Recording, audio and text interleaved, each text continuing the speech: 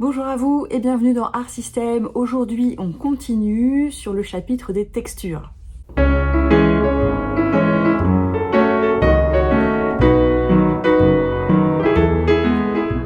Alors avant de commencer, je vous rappelle qu'il y a Destination Création qui se tient les 21 et 22 janvier prochains.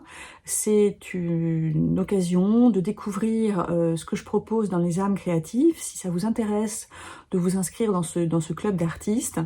Donc je vous parlerai de la manière dont c'est organisé, ce qu'on y fait, et puis ce sera l'occasion aussi de faire 2 petits ateliers ensemble pour vous montrer un petit peu comment je travaille et pour que vous puissiez voir si c'est quelque chose qui vous correspond.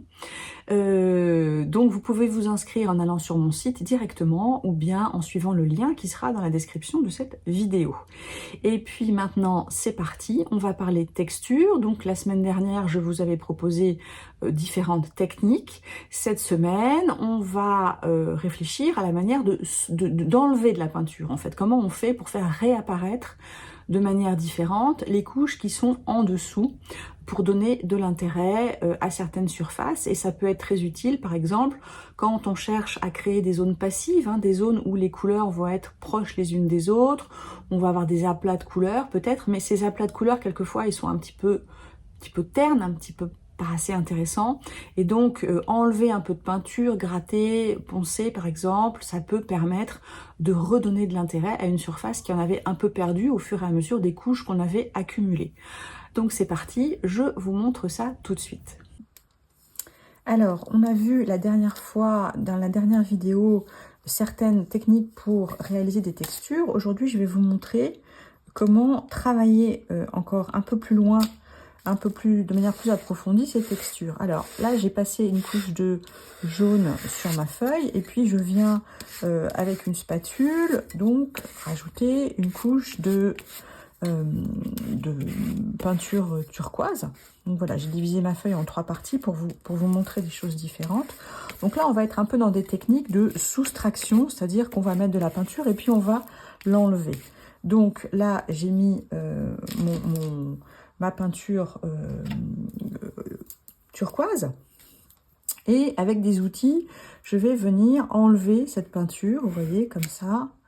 Je vais venir faire des marques qui vont donner plus d'intérêt à ma page. Alors je peux faire ça avec une fourchette, je peux faire ça avec une spatule. Vous voyez, ça sèche vite, donc il faut agir rapidement.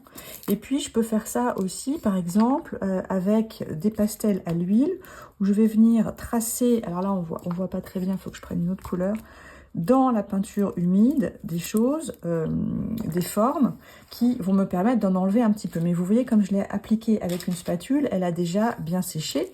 Et je pourrais très bien remettre de la peinture dessus. Vous voyez, le pastel à l'huile reste. Et donc, on peut aussi jouer là-dessus en enlevant et en remettant certaines couches. Donc, voilà pour la première possibilité. Deuxième possibilité, je remets encore un peu de peinture turquoise. Et vous voyez, il me reste un petit peu de traces de pastel à l'huile. Donc ça, c'est bien, je peux les laisser. Donc je mets ça en couche plus ou moins épaisse. Puis avec un crayon, je ne vais pas utiliser mon crayon propre. Je vais en prendre un qui est vraiment réservé à ça. Vous voyez, il est tout sale. Je vais pouvoir venir faire des marques et quand la peinture est très épaisse, on voit vraiment bien le jaune. Quand elle est moins épaisse, elle sèche vite et on le voit moins. Donc on peut venir jouer sur ces différences-là aussi. Voilà donc pour cette deuxième possibilité. Alors je nettoie un peu mes outils. Et puis maintenant, je vais encore rajouter un petit peu de peinture sur ma troisième bande. Voilà, alors là je vais utiliser 2 possibilités. L'eau que vous connaissez peut-être déjà, je vais vaporiser un peu d'eau, je vais laisser agir. Et puis je peux utiliser tout simplement un papier essuie-tout que je vais appliquer et je vais laisser réapparaître la peinture qui est en dessous. Comme mon papier est un peu texturé, eh bien ça me donne des effets qui sont plutôt sympas. Et donc là, quand la peinture aura fini de sécher, je vais utiliser ma spatule pour enlever, encore une fois, une partie de ce que j'avais déposé, l'eau, et qui fait réactiver la peinture. Et donc, ça me permet de venir jouer avec ça et d'enlever encore un petit peu pour faire réapparaître la couleur. Donc, vous voyez bien que ça, il y a juste 2 couches. Mais on pourrait très bien envisager maintenant de remettre une couche par là-dessus et de retravailler d'autres textures qui viendraient interagir sur la feuille de manière différente, et on verrait à certains endroits ce qu'on a pu faire avec le crayon, avec la spatule, la fourchette, avec le pastel à l'huile ou avec l'eau et le papier essuie-tout. Donc voilà pour certaines des techniques de soustraction en fait, où on met de la peinture et puis après on l'enlève. Mais on va aussi en voir 2 autres que je vais vous montrer dans un autre exemple. Alors, pour la suite, je vais utiliser une peinture, vous voyez, qui était un essai, hein, que j'ai gardé, qui me sert voilà, pour faire ce genre de démonstration, parce que je ne tiens pas spécifiquement à la garder. Donc, je vais l'utiliser comme support. Donc, ça suppose que vous, si vous essayez, vous allez avoir une surface de peinture que vous aurez déjà faite, avec des marques, avec des choses différentes dedans. Et puis, première étape, c'est qu'on va utiliser du gel acrylique pour protéger la surface, parce qu'ensuite, on va venir retravailler sur cette surface. Et donc, si on met un petit peu de gel acrylique, ça va éviter d'attaquer jusqu'au papier, en fait. Ça va permettre de garder la couleur et les choses qui existent déjà sur ma feuille. Donc, je passe une couche de gel acrylique avec un gros pinceau que je réserve vraiment à ça, parce que c'est très difficile de bien rincer ces pinceaux quand on utilise ça. Donc moi je garde toujours le même, et comme ça je n'en abîme qu'un, parce que sinon on risque d'abîmer les autres. Donc voilà, je passe de manière un petit peu grossière et rapide, mais je remplis bien toute ma feuille, et puis je vais attendre que ça sèche. Alors, une fois que mon gel a séché, je vais venir avec une peinture opaque, relativement opaque. Je vais venir la passer sur certaines zones que j'ai envie de faire disparaître. Par exemple, ici. Voilà, je recouvre. Si je veux vraiment être sûre de mettre de l'épaisseur, je vais utiliser une spatule en caoutchouc. Là, j'utilise une spatule en métal qui me permet de jouer un peu avec les effets si j'ai envie, mais... voilà, et je vais passer comme ça ma peinture à différents endroits. Donc là, je vous montre avec une spatule métallique. Je vais vous montrer aussi la différence avec la spatule en caoutchouc qui va permettre d'étaler avec plus d'épaisseur. Voilà. Ici, la spatule en caoutchouc. Alors, je pourrais remplir toute la feuille, hein. Ça dépend de ce qu'on a envie de faire. Là, je vous montre juste comment réintervenir, en fait, comment on va pouvoir ramener de l'intérêt dans une peinture qui ne nous plaisait pas forcément et qu'on a envie de travailler un petit peu autrement. Alors voilà, j'ai mis mes couches dans une épaisseur suffisante, et puis maintenant j'attends que ça sèche un petit peu. Alors maintenant, comme tout à l'heure, on va venir travailler avec une idée de soustraire la peinture, d'en enlever par rapport à ce qu'on avait fait. Première possibilité, c'est d'utiliser du papier pour poncer. Donc ça, on peut le faire à la main. Et donc, on va venir jouer un petit peu là-dessus, sur la couche qu'on a mise. Vous voyez, la peinture qui est en dessous réapparaît.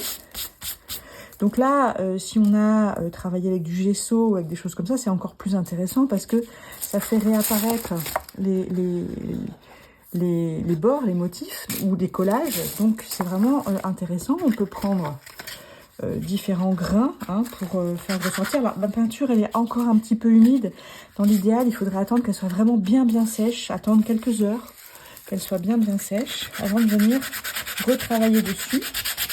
Voilà. Et donc, vous voyez, le fait d'avoir mis le gel acrylique, ça permet de protéger la surface, parce que sinon, on aurait vite fait d'entamer le papier et les premières couches de peinture et de revenir au blanc du papier, ce qui ne serait pas forcément ce qu'on avait envie de faire. Et là, j'ai ma cale à poncer. Est-ce que ça va marcher? Ouais, elle est un petit peu usée. Voilà, vous voyez, là, c'est intéressant parce qu'on fait ressortir ce qu'il y avait en dessous, mais vraiment très légèrement. Donc ça permet d'unifier par exemple une zone, mais ensuite d'enlever un peu de peinture et de lui rendre de l'intérêt, au lieu qu'elle soit complètement opaque de partout, et bien d'ajouter quelques détails qui vont la rendre plus intéressante. Donc ça, c'est la première possibilité avec des papiers pour poncer. La deuxième possibilité, c'est de venir travailler avec un cutter sur la peinture qu'on a faite et de gratter comme ça pour faire réapparaître ce qui est en dessous. Alors là, c'est pareil, on peut créer des effets très, très intéressants. Donc on peut gratter comme ça et puis on peut gratter avec le large de la lame. Ça va donner des choses un peu différentes. Voilà, on enlève un peu de peinture et on fait réapparaître ce qui était en dessous.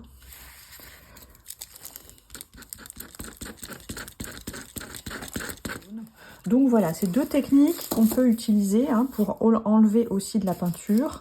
Donc soit avec des outils type couteau, spatule, crayon, fourchette, soit avec du papier pour poncer ou avec un cutter pour gratter la surface. Voilà, c'est terminé pour cette semaine. Je vous rappelle que si tous les sujets concernant l'art vous intéressent, eh bien, vous pouvez aussi écouter le podcast que je fais avec Sabina Pinzan.